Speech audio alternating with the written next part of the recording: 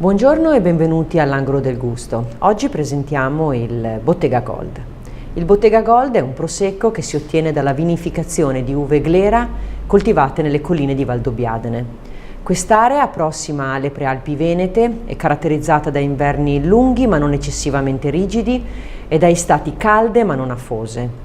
In quest'area la vite prospera su terreni di natura diversa e la variabilità di suoli, dipendenze e di escursioni fanno di questo prosecco un vino dalle tante sfumature.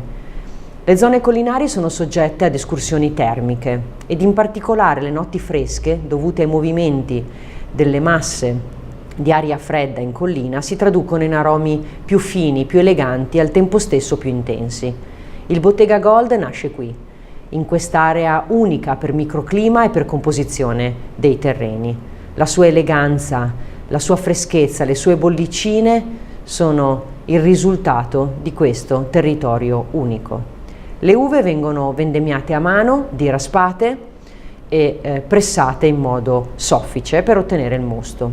Si procede poi alla fermentazione direttamente in autoclave, partendo da mosto ad una temperatura controllata di 14-15 gradi centigradi. Al termine il vino viene tenuto a contatto con i lieviti morti, i quali, grazie all'autolisi, rilasciano delle sostanze che sono molto importanti sia per il bouquet che per il corpo di questo vino. Procediamo alla sua degustazione.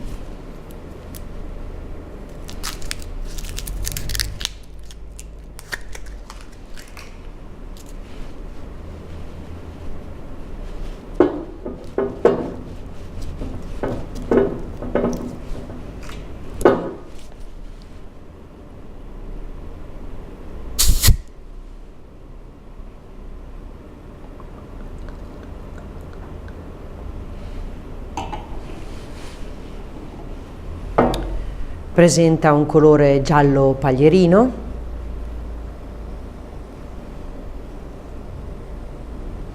al naso è intenso, raffinato, presenta un bouquet di frutta fresca e di fiori bianchi, in particolar modo la mela verde, la pera, gli agrumi e fiori quali l'acacia, il mughetto, il glicine ed una particolare delicata nota di salvia in chiusura.